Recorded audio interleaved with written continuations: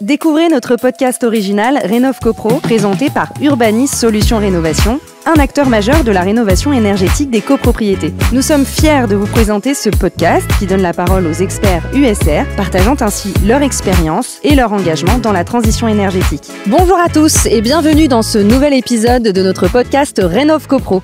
Aujourd'hui, j'ai le plaisir d'accueillir Monsieur Renaudot, président du conseil syndical de la copropriété Le Leclerc. Ensemble, nous allons discuter du déroulement du projet de rénovation énergétique de la copropriété. Bonjour Monsieur Renaudot et bienvenue. Merci Claire, merci de votre invitation. Alors, avant de parler justement du projet de rénovation, j'aimerais qu'on parle de l'histoire de cette copropriété. La résidence a été créée en 1970 par son architecte, Monsieur Roche, qui a vécu ici jusqu'à la fin de ses jours. La particularité de cette résidence, c'est qu'elle dispose d'un parc, comme vous le voyez ici, qui est une parcelle d'une propriété beaucoup plus importante, qui a été morcelée au fur et à mesure du temps et qu'on retrouve notamment dans le parc municipal à côté, mais dans bien d'autres endroits ailleurs. L'emplacement est privilégié puisqu'on dispose de toutes les commodités à proximité. La copropriété est composée de 73 logements. Et voilà. Alors, en termes d'architecture, qu'est-ce que vous pouvez nous dire ? L'architecture, c'est une architecture très particulière à l'époque. Notamment, il n'y avait pas beaucoup de toits-terrasses, comme vous le voyez d'ailleurs tout autour. Il n'y a pas beaucoup de toits-terrasses, donc ça a été un des premiers toits-terrasses. Ce qu'on appelle des modénatures, c'est des rectangles saillants, si vous voulez, qui sont en dessous des fenêtres et qui viennent mettre en valeur justement la façade. Voilà pour ne citer que deux particularités, si vous voulez. Et Monsieur Roche tenait particulièrement à l'entretien de ce parc et à la singularité de ses points architecturaux. Quels ont été les éléments déclencheurs qui ont engagé la copropriété à effectuer justement ces travaux de rénovation énergétique ? Les causes sont multifactorielles. La première, je dirais, est la prise de conscience de l'ensemble de la population, y compris celle de la copropriété, de l'environnement, de l'évolution de l'environnement et de la nécessité de faire attention. Ils ont pris conscience aussi du fait que le coût de l'énergie avait de grandes chances de commencer à augmenter. Et puis, ils se sont rendus compte aussi des inconforts liés aux parois froides, aux parois chaudes l'été.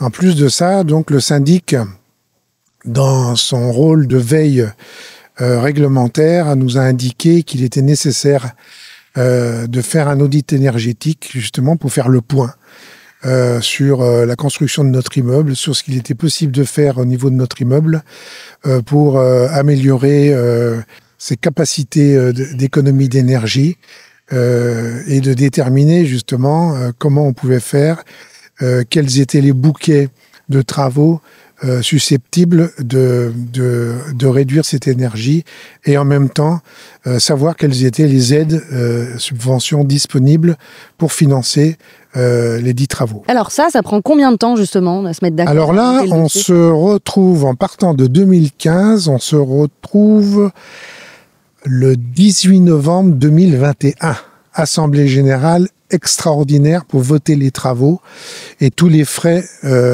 inhérents, si vous voulez, à ces travaux. Donc tout ce temps pour se mettre d'accord et acter le dossier. Tout à fait. Mais le gros du gros, c'était quand même ces travaux de rénovation énergétique qui représentaient quand même un budget, une fois que les consultations ont été effectuées par les équipes de maîtrise d'œuvre, se montait à un montant d'1,7 million. Ce qui est à la fois pour 73 logements raisonnable, compte tenu de la nature du bouquet de travaux, mais somme toute, c'était quand même quelque chose d'important. En ce qui concerne le projet de financement, justement, comment vous avez procédé ?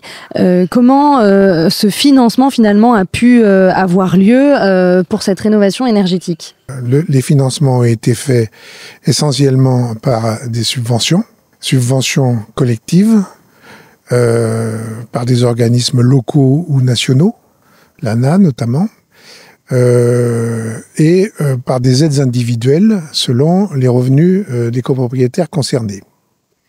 Et enfin, un financeur qui finance les prêts à taux zéro ou les prêts complémentaires nécessaires et demandés par certains copropriétaires. Alors comment le syndic vous a accompagné dans le projet ? Le syndic, justement, a commencé, dans le cadre de ses obligations de veille réglementaire, à nous alerter sur la nécessité qu'il y avait à l'époque, procéder à un audit énergétique. Donc il a été voté dans une assemblée générale 2015, donc vous voyez, ça remonte à très loin, une petite dizaine d'années. Il a été voté par les copropriétaires, et donc l'étude a été faite par un bureau d'études qui a délivré son compte-rendu sommairement 6 mois après. Et là, un certain temps s'est écoulé, puisque l'étude a été étudiée par l'Assemblée des copropriétaires, non pas l'année suivante, mais l'année d'après, sous l'impulsion du syndic. Ensuite, le syndic nous a suivis tout au long du chemin, parce que après la décision de donner une suite à ce compte-rendu d'audit énergétique, il a fallu choisir une équipe de maîtres d'œuvre. Le déroulement des choses s'est opéré, si vous voulez, à la suite des décisions qui ont été prises en Assemblée générale. C'est aussi le syndic qui nous a, dans le cadre de sa veille réglementaire, parlé de la nécessité d'avoir recours à un assistant, un maître d'ouvrage, donc le 1er janvier 2021. Et ensuite, tout s'est enchaîné, puisque la relation privilégiée s'est instaurée entre l'AMO, Urbanisme Solutions Rénovation, et le syndic, qui était l'interlocuteur, puisque c'était le mandataire, si vous voulez, de la copropriété, en l'occurrence. Et tout a suivi de cette manière-là. Alors, qu'est-ce qui a été voté, justement, en termes de travaux ? Sur proposition de l'étude de l'équipe de maîtres d'œuvre, donc la partie étude, on a retenu, en Assemblée générale, le financement, la pose par l'extérieur d'isolants en pignon, en façade, le toit terrasse, l'isolation et l'étanchéité, les planchers bas en sous-face, la VMC, et puis tout ce qui concerne la régulation de la répartition du chauffage et de l'équilibrage du chauffage en pied de colonne dans toutes les allées. Très bien. Alors, combien de temps a duré justement ces travaux ? Combien de temps ont duré ces travaux ? Alors, pour répondre à votre question, les travaux ont commencé dès l'automne 2022. Et la durée annoncée était de 18 mois à 2 ans. Or, en fait, les travaux se sont terminés fin octobre 2023, c'est-à-dire un tout petit peu plus d'1 an après. Alors, il est évident que nous avons bénéficié d'un automne, d'un hiver et d'un printemps clément, que les entreprises ont été exemplaires. C'est une chance, justement, parce qu'après Covid, ça a quand même été un peu compliqué. Formidable, c'est formidable. Ils ont su s'entendre entre eux, si vous voulez, pour échelonner leurs propres contraintes vis-à-vis les uns des autres, à organiser leur planning d'intervention pour pas mettre de bâton dans les roues aux autres. Non, ça s'est fait vraiment de manière très très bien, très professionnelle et très satisfaisante. Les inconvénients, mais c'est ceux des inconvénients, si vous voulez, de gros chantiers comme ceci. Il faut stocker les fournitures. Donc, il y en avait là à côté, il y en avait sur les parkings, il y en avait un peu partout. Ça a donc limité le nombre de places de parking. Ça a donc contraint un certain nombre de copropriétaires, et ça pendant cette durée-là, c'est-à-dire un tout petit peu plus d'1 an, à aller stationner à l'extérieur. Oui, j'allais vous demander justement comment les copropriétaires avaient vécu cette phase de travaux. Franchement, les copropriétaires ont été très sympas. On n'a pas eu de retour de gens grincheux, ou très peu, ou à la marge, si vous voulez. Tout le monde y a mis du sien. Tout le monde a vu que les entreprises y mettaient du leur. Donc, non, franchement, ça s'est très bien passé. Alors, quels ont été les plus d'Urbanisme Solutions Rénovation pour vous aider dans la finalisation de votre projet ? Et l'essentiel de son action a commencé par des réunions collectives et individuelles. La première réunion collective qui a eu lieu ici, dans le parc, puisque le temps s'y prêtait, a permis au chef de projet qui était présent de présenter justement l'opération dans son ensemble aux copropriétaires, notamment la nature des travaux, notamment le coût des travaux, notamment les éventuelles subventions possibles, et de répondre à l'ensemble des copropriétaires ou individuellement à tous les copropriétaires. Ensuite, la personne en question a proposé et a agendé des réunions, des rendez-vous individuels aux copropriétaires pour pouvoir répondre à leurs questions, pour pouvoir aborder avec eux leurs problèmes spécifiques de financement personnel, de les rassurer, parce qu'il s'agissait bien de ça, de savoir comment ils allaient pouvoir financer leur quote-part de travaux en fonction de leur situation de revenus. Ensuite, chaque copropriétaire a reçu une fiche individuelle dans laquelle était décrite le montant total des travaux qui provenaient justement des maîtres d'œuvre, du travail des maîtres d'œuvre, le chiffrage des subventions escomptées, la répartition de tout cela au prorata des tantièmes détenus par chacun des propriétaires qui recevait sa fiche individuelle, et enfin, en fonction de la nature des travaux éligibles à l'économie d'énergie, le montant espéré du prêt à taux zéro qu'il pouvait obtenir auprès de l'organisme financier. Donc quelque chose de relativement complet qui permettait à chacun, et de manière très personnalisée, de savoir où il allait aller et de pouvoir éventuellement poser des questions complémentaires. Alors, à la finalité, tous ces copropriétaires sont contents, sont satisfaits? J'ose pas vous dire qu'ils sautaient tous de joie au début, parce qu'il s'agissait pour eux quand même de mettre la main à la poche, et compte tenu du fait que pendant 50 ans, il n'y avait pratiquement pas eu de travaux, donc pas de sollicitation pécuniaire, ou peu, globalement, à leur égard, quand on a commencé à parler de ça, et à quoi ça sert, et ça s'est très bien passé comme ça jusqu'à maintenant, etc., etc.